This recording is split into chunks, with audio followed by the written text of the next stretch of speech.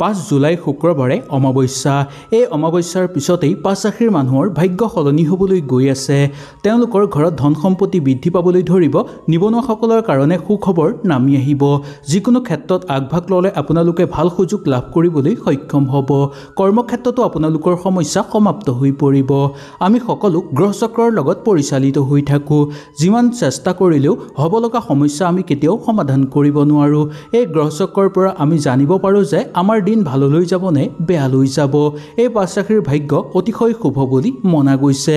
আপোনালোকৰ গ্ৰহ বহু উন্নত হৈ পৰিব, যাৰ ফলত আপোনালোকৰ ঘৰত ধনলক্ষ্মী মা লক্ষ্মীৰ আগমন দেখিবলৈ পোৱা যাব।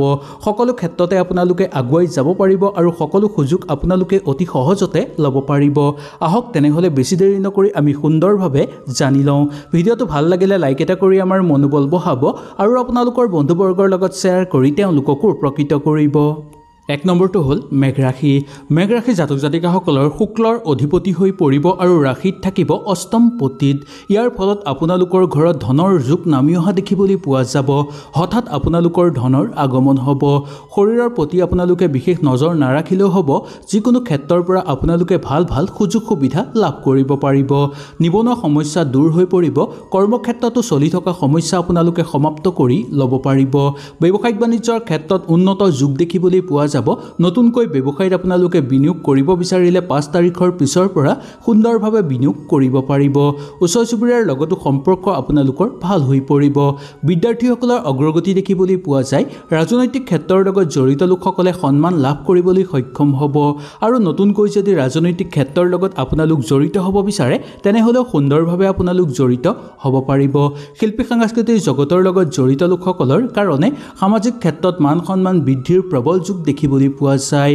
আপোনালোকৰ ধনৰ ভাগ্য উদয় হৈ পৰিব, যাৰ ফলত আপোনালোকৰ ঘৰত প্ৰচুৰ পৰিমাণে অৰ্থৰ আগমন হোৱা দেখিবলৈ পোৱা যাব।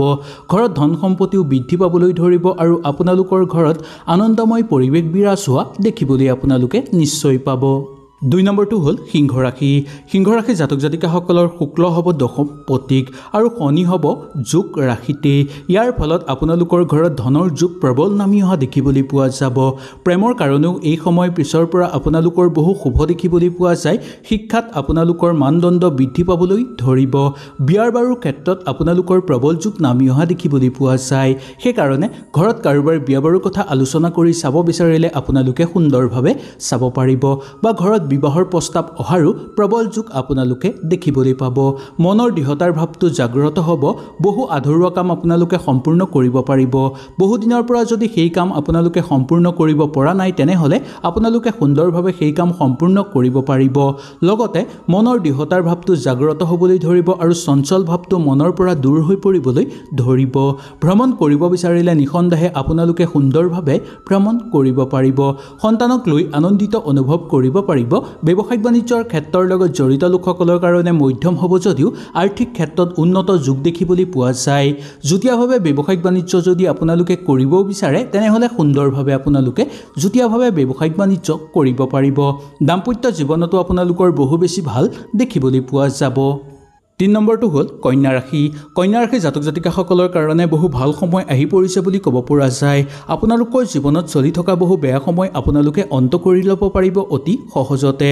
চতুৰ্থ স্থানত থাকিব আপোনালোকৰ শুক্ল আৰু শনিৰ যোগ দেখিবলৈ পোৱা যাব। ইয়াৰ সময়ত আপোনালোকৰ বহু ভাল সময় নামি আহিব। ঘৰ গাড়ী কিনাৰো যোগ প্ৰবল দেখিবলৈ আপোনালোকৰ পোৱা যায়। ধন লাভৰ কাৰণে বহু বেছি কষ্ট আপোনালোকে কৰিব নালাগিব। ধন লাভৰ নতুন সুযোগ সুবিধা আপোনালোকে লাভ কৰিব পাৰিব। প্ৰেমত শুভ দেখিবলৈ পোৱা যায়। শিক্ষাৰ ক্ষেত্ৰতো আপোনালোকৰ বহু বেছি ভাল দেখিবলৈ পোৱা যায়। দূৰ ভ্ৰমণ কৰিবলগীয়া হ'ব পাৰে শিক্ষাৰ কাৰণে। সামাজিক ক্ষেত্ৰত আপোনালোকৰ খ্যাতি বৃদ্ধি পাব।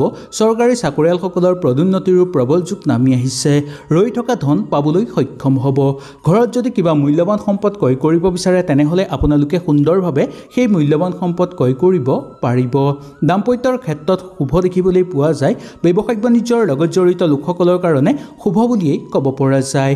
ধাৰ্মিক ক্ষেত্ৰত যোগদান কৰি আনন্দিত অনুভৱ কৰিব পাৰিব। প্ৰেমত শুভ হ'ব। লগতে প্ৰেমত সংগ সুখ আপোনালোকে লাভ কৰিবলৈ সক্ষম হ'ব। নতুনকৈ কাম বিচাৰি থকা বা নিবনুৱাসকলৰ কাৰণে ভাল যোগ হাতলৈ আহিব পাৰে বা কেইবাটাও ভাল যোগ আপোনালোকৰ হাতলৈ আহিলেও সেই যোগ আপোনালোকে নিজেই বিচাৰ কৰি চাব লাগিব। তাৰ পিছতহে আপোনালোকে ভাল সিদ্ধান্ত এটা ল'বলৈ চেষ্টা কৰিব। 4 নম্বৰটো হ'ল ধনুৰাশি। ধনুৰাশিৰ জাতক জাতিকাসকলৰ শুক্লৰ অৱস্থান ৰাশিতেই দেখিবলৈ পোৱা যায়। শুক্ল হ'ব দ্বিতীয় পতিত আৰু শনি হ'ব একাদশ পতিত, যাৰ ফলত আপোনালোকৰ ঘৰত ধনৰ পৰিমাণ বৃদ্ধি পাবলৈ ধৰিব। শৰীৰ আগৰ সমস্যাবোৰ আপোনালোকৰ দূৰ কৰিব পাৰিব আৰু ঘৰত যদি কাৰোবাৰ বেমাৰ আজাৰো হৈ আছিল সেই বেমাৰ আজাৰ আপোনালোকৰ লাহে লাহে দূৰ হৈ পৰা দেখিবলৈ পোৱা যাব। ৰৈ থকা কাম আপোনালোকৰ অতি সহজতে হৈ পৰিব। ঘৰত বিবাহৰ যোগ প্ৰবল নামি অহা দেখিবলৈ পোৱা যাব। সেইকাৰণে ঘৰত যদি কাৰোবাৰ বিবাহৰ কাৰণে আলোচনা কৰি আপোনালোকে চাব বিচাৰে তেনেহ'লে আপোনালোকে সুন্দৰভাৱে চাব পাৰিব। বন্ধুবৰ্গৰ লগত থাকোঁতে বন্ধুবৰ্গই বহু ক্ষেত্ৰত আপোনালোকক সহায় সহযোগিতা কৰিব। খেল ধেমালিৰ কাৰণে আপোনালোকৰ সামাজিক ক্ষেত্ৰত সা সন্মান লাভৰ যোগ দেখিবলৈ পোৱা যাব।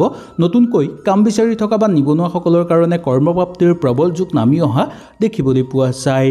কাৰ্যকৰী পৰিকল্পনা সিদ্ধি কৰাৰ ক্ষেত্ৰত কোনো গুৰুস্থানীয় ব্যক্তিয়ে আপোনাক সহায় সহযোগিতা কৰিব। মাটি বাৰী বা সা সম্পত্তিৰ ক্ষেত্ৰত আপোনালোকৰ বহু শুভ হ'ব আৰু সম্পত্তি লাভৰ প্ৰবল যোগ দেখিবলৈ পোৱা যাব পাৰে। প্ৰশাসনিক বিষয়াসকলৰ পদোন্নতিৰ যোগ নামি অহা দেখিবলৈ পাব। ঘৰুৱা পৰিৱেশত অকণমান চকু ৰাখিলেই ঘৰুৱা পৰিৱেশ উন্নত হৈ পৰিব। আত্মীয়ৰ পৰা ভাল সুযোগ সুবিধা আপোনালোকে লাভ কৰিবলৈ সক্ষম হ'বলৈ ধৰিব। সন্তানক লৈ আনন্দিত অনুভৱ কৰিব আৰু সন্তানৰ কিছু কৰ্মত আপোনালোক বেছি আনন্দিত হৈ পৰা দেখিবলৈ পোৱা যায়। 5 নম্বৰটো হ'ল মীন ৰাশি। মীন ৰাশিৰ জাতক জাতিকাসকলৰ শুক্লৰ অৱস্থান দ্বিতীয় পতিত দেখিবলৈ পোৱা যাব আৰু শনিৰ অৱস্থান চতুৰ্থ পতিত দেখিবলৈ পোৱা যায়, যাৰ ফলত আপোনালোকৰ ঘৰত নতুনকৈ সম্পত্তি লাভৰ যোগ দেখিবলৈ পোৱা যাব। যান বাহন আপোনালোকে ক্ৰয় কৰিব বিচৰাৰ যোগ দেখিবলৈ পোৱা যায় বা যান বাহনৰ প্ৰবল যোগ আপোনালোকৰ ঘৰত দেখিবলৈ পোৱা যাব। ঘৰৰ পৰা যদি যান বাহন বিক্ৰী কৰিব বিচাৰে তেনেহ'লেও আপোনালোকে উচিত দাম লাভ কৰিবলৈ সক্ষম হ'ব। ঠিকা টুকলি কৰা লোকসকলে নতুন কামৰ সন্ধান বিচাৰি পাবলৈ সক্ষম হ'ব। মনটো আশাবাদী কিছু কৰ্মৰ কাৰণে হৈ পৰিব পাৰে। পিতৃ মাতৃৰ স্বাস্থ্য উন্নত হৈ পৰিব। নিবনুৱাসকলৰ সমস্যা প্ৰায় দূৰ হৈ পৰাই দেখিবলৈ পোৱা যায়। কৰ্ম নিৰ্ধাৰণৰ কাৰণে আপোনালোকে সুযোগ সুবিধা লাভ কৰিব পাৰিব।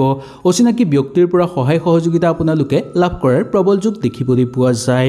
ঘৰত অৰ্থ অহাৰ যোগ নামি আহিব বা ঘৰলৈ হঠাৎ অৰ্থৰ আগমনো দেখিবলৈ আপোনালোকে পাব পাৰে। দাম্পত্য জীৱনত আপোনালোকৰ মধ্যম প্ৰভাৱ দেখিবলৈ পাব। ব্যৱসায়িক বাণিজ্যৰ লগত জড়িত লোকসকলৰ কাৰণে শুভ হ'ব আৰু আৰ্থিক ক্ষেত্ৰত আপোনালোকৰ উন্নত যোগ দেখিবলৈ পোৱা যাব। প্ৰেমত আপোনালোকৰ শুভ দেখিবলৈ পোৱা যাব। ভ্ৰমণ কৰিব বিচাৰিলে ভ্ৰমণ কৰিব পাৰিব। বিদ্যাৰ্থীসকলৰ কাৰণে অগ্ৰগতি দেখিবলৈ পোৱা যায়। শৰীৰৰ প্ৰতি কিন্তু আপোনালোকে অকণমান সচেতন হ'বলৈ চেষ্টা কৰিব। কাৰ্যকৰী পৰিকল্পনাত মধ্যম দেখিবলৈ পোৱা যায়। ৰাজনৈতিক ক্ষেত্ৰতো আপোনালোকৰ মধ্যম দেখিবলৈ পোৱা যাব পাৰে। নতুনকৈ কিবা কাম হাতত লৈ আপোনালোকে সেই কাম সম্পূৰ্ণ কৰিব পাৰিব আৰু সেই কাম সম্পূৰ্ণ হোৱাৰ ফলত সামাজিক ক্ষেত্ৰতেই হওক বা ৰাজহুৱা কামৰ ক্ষেত্ৰতেই হওক যিকোনো কামতে আপোনালোকে সন্মান লাভ কৰিবলৈ সক্ষম হোৱা দেখিবলৈ পাব। হয়তো আপোনালোকে এই ভিডিঅ'টোৰ যোগেদি সুন্দৰভাৱে বুজি পালে। যদি কিবা অসুবিধা পালে নিশ্চয় মোক তলত কমেণ্ট কৰি জনাব। তেনেহ'লে আজিলৈ আপোনালোকৰ ওচৰৰ পৰা বিদায় লৈছোঁ। কালিলৈ পুনৰ আপোনালোকক লগ পোৱাৰ প্ৰতিশ্ৰুতিৰে আজিলৈ নমস্কাৰ।